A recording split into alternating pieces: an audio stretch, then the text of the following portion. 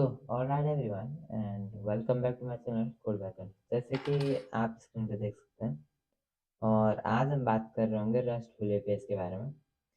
जब भी कोई फर्स्ट टाइम इसके बारे में सुनता है रेस्टफुल एपीआई तो बहुत कंफ्यूजन मतलब क्रिएट हो जाता है कि क्या चीज़ है। ठीक है, तो आज हम इसको ब्रेक डाउन कर रहे होंगे और कंप्लीटली समझ रहे होंगे स्टार्ट से लेकर एंड तक। और इसके बाद मतलब फोर श्योर आप इस पे कंफ्यूज नहीं होंगे कि रेस्टफुल एपीआई क्या होती है। तो चलिए शुरू करते हैं। What is a restful API? सबसे पहले हम इस टॉपिक को देख लेते हैं। A restful API is an interface that allow to system to exchange information securely over the internet. तो रेस्टफुल एपीआई क्या होता है? एक इंटरफेस है जो दो सिस्टम को अलाउ करता है। मतलब दो सिस्टम, आपका कंप्यूटर और कोई दूसरा कंप्यूटर, मतलब कोई भी साइट जो रहती है। ठीक है, अगर आप उसको ओपन कर रहे हो अपने कंप्यूटर पे, तो सिक्योरली उनके बीच में मतलब जो इन्फॉर्मेशन ट्रांसफर हो रही है उसे सिक्योरली एक्सचेंज होने देता है। ठीक है, तो ये क्या करता है? रेस्टफुल एपीआई सिक्योर कर रहा होता है जो भी इंफॉर्मेशन शेयर हो रही होती है इधर उधर। ठीक है, फॉर एग्जाम्पल आप अपना यूज़र नेम इस तरीके से जो भी आप पासवर्ड कहीं डालते हो, तो वहाँ पे भी रेस्टफुल एपीआई इस तरीके से यूज़ हो रही होती है। ठीक है, सिक्योरली आपका डाटा ट्रांसफ़र हो रहा होता है over the internet. It is based on trust representational state transfer. इसके मतलब ये होती है डेफिनेशन इस तरीके से, फुल फॉर्म। और रेस्ट क्या होती है? रेस्ट कुछ रूल्स होते हैं। ठीक है, कुछ मतलब प्रिंसिपल्स होते हैं जिनको फॉलो करके आपको अपनी वेबसाइट बनाना होता है। और अगर आप उस बेस पे अपनी वेबसाइट बना रहे हैं तो आप उसे कह सकते हैं कि आपने रेस्टफुल एपीआई का यूज़ करके अपनी वेबसाइट को बनाया है। ठीक है, ज़रूरी नहीं है कि आपको इसे यूज़ करना चाहिए, लेकिन एक बेस्ट प्रैक्टिस है कि अगर आप इनका यूज़ कर रहे हो तो आपकी वेबसाइट बहुत अच्छे वे में ये रहेगी एक स्ट्रक्चर, और साथ ही में कोई और भी आके उसे अच्छे तरीके से पढ़ सकता है। जैसे कि आप यहाँ पे देखते हैं, it is based on architecture enabling efficient scalable and stateless communication between servers. ठीक है, इस तरीके से। तो अगर इसके की कंपोनेंट्स की हम बात करें तो सबसे पहले एपीआई के बारे में बात करते हैं। एपीआई क्या होती है? एन एप्लीकेशन प्रोग्रामिंग इंटरफेस का, या आप लिख सकते हैं इस तरीके से होता है। ठीक है, full form defines the rules that you must follow to communicate with server system. ठीक है, तो जब भी आप किसी सॉफ्टवेयर सिस्टम के साथ ये कर रहे होते हो, कम्युनिकेट कर रहे हो, तो आपको कुछ एपीआई रूल्स को फॉलो करना होता है। जो क्या कर रहे होते हैं एपीआई रूल, मतलब यहाँ पे आप देखते हैं API defines the rule that you must follow to communicate. API कुछ रूल डिफाइन करती है जिनको आपको फॉलो करना होता है to communicate with software system. तो जब भी आपको सॉफ्टवेयर सिस्टम के साथ कम्युनिकेट करना होता है तो आपको ये एपीआई के जो रूल डिफाइन कर रखे होते हैं वो आपको मतलब फॉलो करने होते हैं। ठीक है, जैसे कि हाँ, एपीआई क्या होते हैं? Developer creates API so that application can communicate with their application programmatically. ठीक है, तो यहाँ पे आप देख सकते हैं क्या है कि हम जो डेवलपर्स होते हैं हम एपीआई को क्रिएट करते हैं ताकि जो मतलब सर्वर हो अच्छे तरीके से उसके बीच में और क्लाइंट के बीच में कम्युनिकेशन हो पाए। ठीक है, क्लाइंट क्या होती है? जो आप देख रहे हैं कि फ्रंट एंड पार्ट जो रहता है उसे हम क्लाइंट कहते हैं, और वहाँ से हमारे लिए कुछ रिक्वेस्ट आ रही होती है सर्वर साइड पर, और उन्हें हम अच्छे तरीके से कम्युनिकेशन उनके बीच में हैंडल करने के लिए हम एपीआई का यूज़ करते हैं बैकएंड में। ठीक है, for example, the timesheet application exposes an API that asks for employee's full name and range of dates. When it receives this information, it initially processes the employee's timesheet and returns the numbers of hours worked in that date range. You can think of a web API as a gateway between client and resources on the web. तो यहाँ पे क्या हो रहा है कि क्या है, कोई टाइम शीट एप्लीकेशन है जो क्या कर रही है कि मतलब एक चीज़ आपको देती है कि किस एम्प्लॉय ने कितना काम किया इस तरीके से। ठीक है, आपने कितना काम किया इस तरीके से। तो वहाँ पे क्या हो रहा है, एम्प्लॉय का नाम लिया जा रहा है और डेट ली जा रही है कितने से कितने के बीच में क्या है। ठीक है, मतलब इन्फॉर्मेशन चाहिए होती है। तो जब वो अपनी इन्फॉर्मेशन फिल कर देता है और उसे वो वहाँ से सबमिट कर देता है, तभी आपके पास कुछ इन्फॉर्मेशन रिटर्न होके आती है। जैसे कि आप जैसे employ time sheet and return the number of hours work in that date range. तो जो भी डेट एम्प्लॉय ने ये की हुई सेलेक्ट की, इतने रेंज के बीच में उसे चाहिए कि कितना काम हुआ है, तो वहाँ पे वो आपके पास रिटर्न मतलब रिटर्न होके आ जाएगा कि इतने घंटे किसी एम्प्लॉय ने काम किया है। ठीक है, जितना भी आप सर्च करोगे उस बेसिस पे। तो यहाँ पे क्या हो रहा है, बीच में एक एपीआई होती है, वेब एपीआई, जो एज अ गेटवे काम कर रही होती है। ठीक है, between client and resources on the web. तो जब भी आपने इस तरीके से वहाँ पे कोई अपनी इन्फॉर्मेशन भेजी तभी आपको मतलब कुछ रिजल्ट आके मिला है। फॉर एग्जाम्पल अगर आप कुछ गलत इन्फॉर्मेशन वहाँ पे सबमिट कर देते हैं तो ये ना होता, मतलब कोई इम्प्लॉय उस नाम से ना होता तो आपके पास कुछ एरर्स आ रहे होते, ठीक है। और एरर के साथ आपको ये भी आ रहा होता जो कुछ स्टेटस कोड रहता है कि कौन सा एरर है 404 इस तरीके से। फॉर एग्जाम्पल कोई ऐसा पेज ही नहीं फाउंड हुआ अगर आप गलत साइट सर्च करते हो तो ये स्टेटस कोड होते हैं, ठीक है। तो चलिए आगे देखते हैं क्लाइंट्स के बारे में। Clients are user who want to access information from the web. तो क्लाइंट्स कौन से क्लाइंट्स होते हैं? यूजर जो हमारे वेब से इन्फॉर्मेशन लेना चाहते हैं। फॉर एग्जाम्पल कुछ भी इन्फॉर्मेशन अगर हमारे वेब से लेना चाहते हैं, जैसे कि जब भी मतलब अभी मैं अगर किसी साइट पर जाता हूँ, मुझे वीदर चाहिए, वीदर के बारे में मुझे पता करना है क्या कंडीशन है, तो मैं वीदर के लिए सर्च करूंगा और मुझे वहाँ पे इन्फॉर्मेशन मिल जाएगी। तो अभी क्लाइंट मैं हूँ और मुझे वहाँ से जो इन्फॉर्मेशन मिल रही है वो हो जाते हैं हमारे लिए रिसोर्सेज, ठीक है। कुछ भी वो जो इमेजेस होती हैं, कुछ इन्फॉर्मेशन, ठीक है, वो हमारे लिए रिसोर्सेज होते हैं। The client can be a person और a software system that uses the API, ठीक है। तो क्लाइंट क्या होता है? वो एक पर्सन भी हो सकता है और सॉफ्टवेयर सिस्टम भी हो सकता है जो एपीआई का यूज कर रहा होता है, ठीक है। For example developers can write program that access user data from a user system.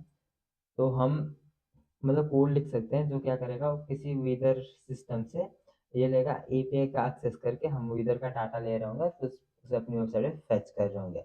लेकिन ये डेवलपर का काम है। लेकिन वहीं पे अगर मैं एक्सेस कर रहा हूँ the same data from browser when you visit the wither website directly, तो मैं क्या कर रहा हूँ, मैं डायरेक्टली उस वेबसाइट को विजिट, मतलब डेवलपर क्या करते हैं, एक साइट बनाएंगे जहाँ पे हम डाटा एक्सेस करेंगे, एपीआई का एक्सेस करके हम मतलब साइट क्रिएट कर रहे होंगे, ठीक है। अगर आप फ्रंट एंड में तो आप जावास्क्रिप्ट से एपीआई एक्सेस कर रहे होंगे किसी साइट से, ठीक है, विदर का डाटा, और फिर उसे अपनी वेबसाइट पे फेच कर रहे होंगे और फिर वहाँ पे उसे अच्छे तरीके से दिखा रहे होंगे। लेकिन आपका काम होता है आपको डाटा किसी वेबसाइट से लेना है और फिर उसे फेच करना है अपनी वेबसाइट पे, ठीक है। वहीं पे यूज़र क्या करता है, यूज़र आपकी वेबसाइट पे आता है और उस सेम डाटा को सिर्फ देख रहा होता है, उसे कुछ फेच करने की जरूरत नहीं पड़ती, उसे सिर्फ आपकी वेबसाइट पे आना होता है। जैसे आप देखते हैं visit the user website directly, तो जो ये होता है क्या, मतलब जो क्लाइंट होता है वो डायरेक्टली आपकी वेबसाइट को विजिट कर रहा होता है, उसे एक्स्ट्रा कोई काम नहीं करना होता। तो इस तरीके से आप समझ सकते हैं, ठीक है। क्लाइंट्स रिसोर्सेज क्या होते हैं? Resources are the information that different application provide to their clients. तो रिसोर्सेज क्या होते हैं? इंफॉर्मेशन होती है जो अलग अलग इंफॉर्मेशन, हाँ मतलब क्लाइंट जो अलग अलग एप्लीकेशन जो क्लाइंट को प्रोवाइड करते हैं। फॉर एग्जाम्पल अगर आप इधर की वेबसाइट पे जा रहे हैं तो वहाँ पे जो आपको प्रोवाइड किया जाएगा वो डाटा क्या है, वो विदर से रिलेटेड है, ठीक है। वहीं पे अगर आप किसी पोर्टफोलियो वेबसाइट पे जा रहे हैं तो वहाँ पे आपको उस यूजर से रिलेटेड इन्फॉर्मेशन होगी जिसका वो पोर्टफोलियो है, ठीक है। तो इस तरीके से अलग अलग एप्लीकेशन पे आपको अलग अलग डाटा प्रोवाइड किया जाता है, अलग अलग इन्फॉर्मेशन प्रोवाइड की जाती है, ठीक है। तो यहाँ पर देखते हैं resources can be images, video, text, number और एनी टाइप ऑफ डाटा। तो ये आपके पास रिसोर्सेज कुछ सी भी तरीके से आ सकते हैं। आपके पास इमेजेस के इसमें आ सकते हैं रिसोर्सेज, और टेक्स्ट के इसमें आ सकते हैं, नंबर के इसमें आ सकते हैं, जो भी रिसोर्स आ रहा होगा, ठीक है। और टाइप ऑफ डाटा भी हो सकता है, किसी भी टाइप ऑफ का डाटा हो सकता है, ठीक है। The machine that gives the resources to the client also called the server। तो जो मशीन आपको डाटा दे रही होती है वो मशीन सर्वर कहलाती है, ठीक है। जिस मशीन से भी आपको डाटा भेजा जा रहा है उसे हम सर्वर कहते हैं, ठीक है। तो यहाँ पे आप देखते हैं organization uses the API share resources provide web services while maintaining security control and authentication। in addition, APIs help them to determine which client get access to spaces specific internal resources. तो इसे आप इस तरीके से समझ सकते हैं कि ऑर्गेनाइजेशन क्या करती है, एपीआई का यूज़ करती है ताकि आपको कुछ रिसोर्सेज प्रोवाइड कर पाए, मतलब इनको मेंटेन रखते हैं सिक्योरिटी कंट्रोल या ऑथेंटिकेशन को, और साथ में एपीआई उन्हें हेल्प करती है कि किस किस किस यूज़र ने क्या क्या चीज़ें सर्च की है किस तरीके से, ठीक है। तो ये उनके पास होता है कंट्रोल, मतलब एपीआई की हेल्प से। अब रेस्ट के कुछ प्रिंसिपल होते हैं। यूनिफॉर्म इंटरफेस, जब भी मतलब आप किसी डाटा को यूज़र को रिप्रेजेंट कर रहे होंगे तो आपको उसे उस तरीके से नहीं भेजना होता जिस तरीके से हमारे पास डाटा आ रहा होता है। फॉर एग्जांपल आपने किसी विदर की वेबसाइट से, जहाँ से आपको मतलब विदर की इन्फॉर्मेशन मिल रही है, ठीक है, जेसन डाटा जो आपको मिल रहा होता है, तो आपको उसे जेसन डाटा यूज़र को नहीं भेजना होता है। वो सिर्फ एक डेवलपर ही समझ पाएगा कि क्या मतलब जेसन डाटा में जो हमारे पास आ रहा होता है वो क्या है। तो हमें क्या करना होता है, उसे एचटीएमएल में कन्वर्ट करके, सच एचटीएमएल में कन्वर्ट करके उसे हमें अपनी वेबसाइट पर ये करना होता है। लेकिन अगर आप एज एपीआई सेंड कर रहे हो, आप चाहते हो कि कोई डेवलपर उस डाटा को पढ़ ले, ठीक है, और आप चाहते हो कोई एपीआई आप क्रिएट कर रहे हो, तो आप वहाँ पे आप जेसन डाटा सेंड कर सकते हो, ठीक है। अब स्टेटस की बात करें, each request is independent reducing server dependency.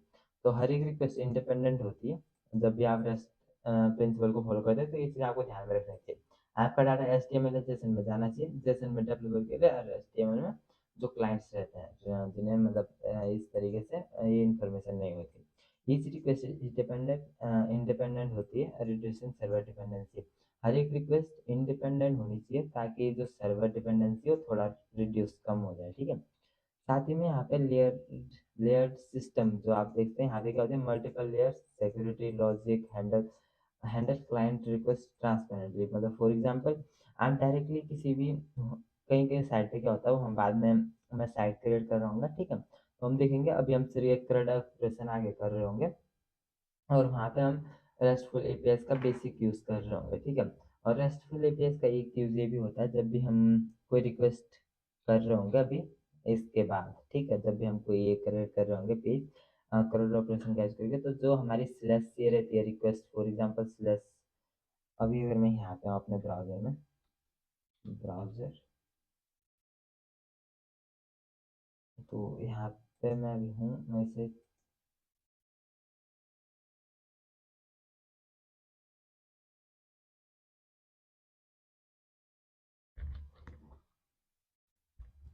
तो यहाँ पे हम क्या कर सकते हैं,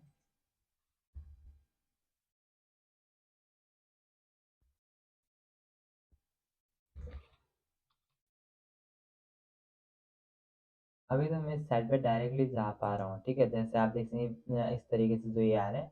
अभी सिर्फ यहाँ पे अमेजन डॉट इन है, मैं किसी भी अगर सेक्शन पे जा रहा हूँ, तो आज अमेजन डॉट इन के बाद इस तरीके से जो ये आगे ये लिख के आ रहा है, ठीक है, ये हमारे एपीआई इन पॉइंट्स होते हैं, ठीक है। और अभी भी मैं किसी भी इस पर टाइप इन कर सकता हूँ, मतलब मैं किसी भी इस पे जा रहा हूँ, तो मैं जा सकता हूँ, ठीक है, इस तरीके से। लेकिन मुझे बिना लॉगिन किए मैं यहाँ पे जा सकता हूँ, मुझे पहले साइन इन करना पड़ेगा, वो अलग चीज़ है। लेकिन हाँ, आपको एक चीज़ ध्यान में रखनी है, अभी मैं इस तरीके से यहाँ पे जा सकता हूँ, इसमें कोई प्रॉब्लम नहीं है। लेकिन कुछ कुछ साइट ऐसी होती है जो चाहती है कि पहले आप साइन इन कर लो, फिर आप इस पेज पे यहाँ पे रिडायरेक्ट कर पाएंगे, नहीं तो नहीं। मतलब अगर आपका इन पॉइंट भी है ए का, आप फिर भी नहीं जा पाते हैं, क्योंकि आपको वहाँ पे ऑथेंटिकेशन चाहिए होता है। तो ये चीज़ आपको ध्यान में रखनी है। ये होती है मतलब ऑथेंटिकेशन, जो हम यहाँ पे देख रहे थे अभी क्या हो रहा है।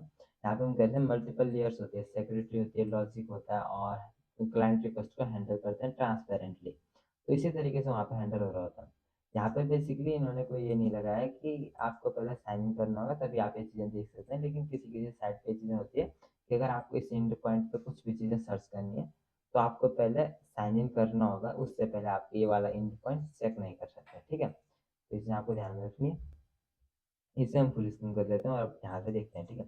कैचेबिलिटी क्या होती है, response can be store to reduce server request. तो यहाँ पे बेसिक चीज़ें क्या होती है, कैचेबिलिटी ये होती है कि जब भी आप किसी सर्वर पे जाते हो, तो वहाँ पे जो आपका कैश डाटा है कभी भी आपसे पूछा जाएगा, एक्सेप्ट कुकी, जिस तरीके से जो आपके पास आता है। उसका मतलब क्या होता है, अगर आप उसे एक्स कर देते हो, तो फॉर एग्जाम्पल आप किसी दूसरे पेज पे गए हो, ठीक है, और अगर आप वहाँ से वापस आ रहे हो, तो आपकी जो ये होती है मतलब सेव हो रहे होते हैं ब्राउज़र के कुकीज़ में, कैच में, आपका ये सेव हो रहा होता है कि आप किस तरीके से किस किस पेज पे गए हैं, ताकि अगर आप बैक ले रहे हो अपने पेज को, तो ब्राउज़र मतलब डायरेक्टली उसे पता रहेगा कि आप किस पेज पे थे पहले, और अच्छे तरीके से वहाँ पर अच्छे तरीके से मतलब आपको एक एक्सपीरियंस मिल रहा होगा साइट का। तो इस तरीके से हम कैचेबिलिटी को देख रहे होते हैं, इसलिए हम कुकीज़ की बात करते हैं वहाँ पे, ठीक है। कोड ऑन डिमांड ऑप्शनल चीज़ है, server can send code to external extend client functionality. तो ये आप देखते हैं। रेस्टफुल एपीआई किस तरीके से काम करती हैं, the client sends request to the server via a specific end point URL. तो आप देखते हैं क्लाइंट क्या करता है, एक रिक्वेस्ट सेंड करता है हमें एक स्पेसिफिक यूआरएल के द्वारा, एंड पॉइंट हम जिसे कहते हैं।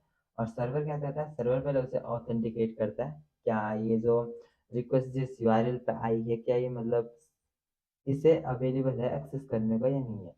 मतलब उससे वो, हाँ मतलब साइन इन है तो उसे एक्सेस हो जाएगा वाले एंड पॉइंट, अगर कुछ इस तरीके से हमने क्रिएट कर रखा हो। और अगर हम चाहते हैं कि किसी भी यूज़र को ये वाला एंड पॉइंट एक्सेस हो सकता है, तो उसे वो इस तरीके से वो वाला मतलब ये मिल जाएगा, ठीक है, जो भी किसी भी इन पॉइंट पे अगर यूजर सर्च कर रहा है। The server returns response including the status code and requested data. तो हमारा सर्वर क्या करता है, कुछ रिस्पॉन्स रिटर्न करेगा जिस तरीके से हमने भेज रहा हो। हम ही जिस टेम्पलेट को भेज सकते हैं, हम कुछ बड़ी सी एक साइट भेज सकते हैं, हम छोटा सा कुछ कोड भेज सकते हैं, वो हम पे डिपेंड करता है हम क्या भेजना चाहते हैं, ठीक है। तो the server returns a response including the status code and request data. तो यहाँ पे आपको क्या क्या मिल जाता है, सर्वर क्या क्या रिटर्न करता है, रिस्पॉन्स रिटर्न करता है जो हम भेज रहे हैं, साथ ही में स्टेटस कोड आता है कि आपकी साइट का स्टेटस कोड क्या है, एंड रिक्वेस्टेड डाटा। तो रिक्वेस्ट कोड क्या होता है ये भी हम यहाँ पे आके देख सकते हैं।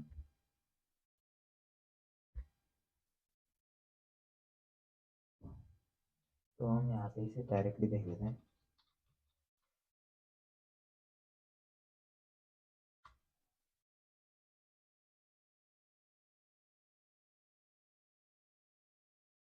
तो यहाँ पे आप आते हो, तो अगर आपका इस तरीके से कुछ 100 से 199 तक आ रहा है, तो वहाँ पे क्या होते हैं, इंफॉर्मेशनल रिस्पॉन्सेस आ रहे होते हैं। और जब भी 200 से लेकर 299 तक स्टेटस कोड होते हैं, वहाँ पे सक्सेसफुल रिस्पॉन्स होते हैं कि आपका काम सक्सेसफुली हो गया। रिडायरेक्ट अगर आप किसी पेज पे हो रहे हैं, रिडायरेक्शन मैसेज अगर आपको आता है, तो वो होता है 300 से 399 का स्टेटस कोड। और अगर आप क्लाइंट एरर कुछ आ रहा है, मतलब आपने कुछ गलती कर दिया, हो सकता है आपने गलत साइट पर कुछ रिक्वेस्ट भेज दी या गलत इंड पॉइंट पे आपने रिक्वेस्ट भेज दी, तो क्लाइंट एरर रिस्पॉन्सेज होते हैं वो आते हैं 400 से लेकर 499 तक। सर्वर एरर हमारे आते हैं 500 से 599 तक। जो मतलब अगर कुछ इससे गलती हुई है, जिसने साइट को क्रिएट किया है, ठीक है, डेवलपर से अगर कुछ गलती हुई तो वो हमारे सर्वर एरर में आ जाता है। तो कभी भी अगर आपको 404 इस तरीके से जो एरर आ रहे होते हैं, वो क्लाइंट मतलब उसमें आपकी गलती होती है कि आपने कुछ बैड रिक्वेस्ट भेज दी है, जैसे आती है 400 में bad request, the server can not, और इस तरीके से अनऑथराइज्ड होता है कि फॉर एग्जांपल आप किसी इस तरीके से आ रहे हैं, this mean unauthorized, unauthenticate, that is the client must authenticate itself to get requested response. तो आपको पहले ऑथराइज करना होता है, आपको पहले वहाँ पे साइन इन करना होता है इस तरीके से। Payment required 402. So the initial purpose is code as digital payment system. However, this is very rarely used and no standard convention exists. ठीक है, तो इस तरीके से फोरबिडन, तो इस तरीके से आपके लिए है, ठीक है, इस तरीके से बन रहे हैं। तो आप इन सबको देख सकते हैं किस तरीके से काम करते हैं। तो चलिए इससे आगे देखते हैं। HTTP मेथड्स का हम किस तरीके से यूज़ कर रहे होते हैं। हमारे पास कुछ HTTP मेथड होते हैं जिनको हम यूज़ कर रहे होंगे आगे जब हम CRUD ऑपरेशन कर रहे होंगे। तो गेट का जब भी हम यूज़ कर रहे होते हैं, तो गेट का हम मोस्टली यूज़ कर रहे होते हैं रिसीव डाटा, मतलब जो भी डाटा उसे अपने पे दिखाना हो वेबसाइट। फॉर एग्जांपल आगे मैं एक वेबसाइट बनाऊंगा जहाँ हम क्या ले रहे होंगे, एक यूज़र ने उसका कुछ डाटा होगा लिखा हुआ, ठीक है, मतलब कोई भी कंटेंट होगा उसे हम दिखा रहे होंगे, और कुछ एक पोस्ट टाइप का हम क्रिएट करेंगे यूज़र नेम, और फिर उसके कुछ content, user name content, user name content. और हम वहाँ पे क्या उससे हम जब भी मतलब हम सारे डाटा को किसी एक जगह दिखाना चाहते हैं, वो हम गेट से करते हैं, डाटा को रिसीव करना। पोस्ट से हम कोई भी न्यू पोस्ट को क्रिएट करते हैं। फॉर एग्जाम्पल आप इंस्टाग्राम पे न्यू पोस्ट क्रिएट कर रहे हैं, या आप ट्विटर पे अगर देखते होंगे, तो ट्विटर पे जब भी आप न्यू पोस्ट क्रिएट कर रहे हो तो वहाँ पे पोस्ट रिक्वेस्ट आती है, पोस्ट HTTP मेथड जाता है। पुट मेथड क्या करता है, पुट अगर आप चाहते हो कि आप कंप्लीटली किसी इसको, तो एक मैं यहाँ पे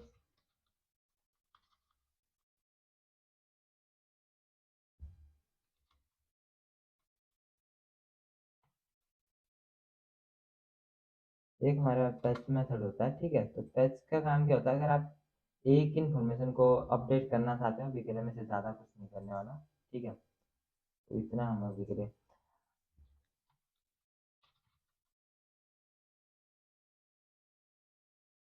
तो आप इसे इस तरीके से जब भी आप किसी मतलब एक पोस्ट में एक चीज़ को अपडेट करना चाहते हो, वो हो सकता है आपका कंटेंट हो, ठीक है। इस तरीके से अगर आप एक कंटेंट को अपडेट करना चाहते हो, तो आप फेच रिक्वेस्ट का काम करता हूँ। अगर आपको पूरा कंटेंट अपडेट करना है, कंटेंट भी अपडेट करना है, उसकी आईडी चेंज करनी है, इस तरीके से अगर आपको कुछ और चीज़ चेंज करनी है, तो यहाँ पे पुट को हम यूज़ कर रहे थे, जहाँ पे हमें बहुत सी चीज़ें चेंज करनी होती है। पोस्ट को हम क्रिएट करने के लिए, और डिलीट का यूज़ हम करते हैं जब भी हम किसी को रिमूव करना चाहते हैं पेज से, ठीक है। तो ये चीज़ आपको बेसिकली ध्यान में रखनी है। तो आगे हम इन चीज़ों को देख रहे होंगे। आज के लिए इतना ही, और थैंक्स फॉर वॉचिंग। अगर आप चैनल पर नए हैं तो don't forget to hit the bell icon button. और साथ ही में हमारा जो करंट आगे आ रहा होगा वीडियो, आप उसको जाके भी देख सकते हैं बाद में। तो अभी के लिए सब्सक्राइब करना ना भूलें। आज के लिए बस नहीं, ठीक है।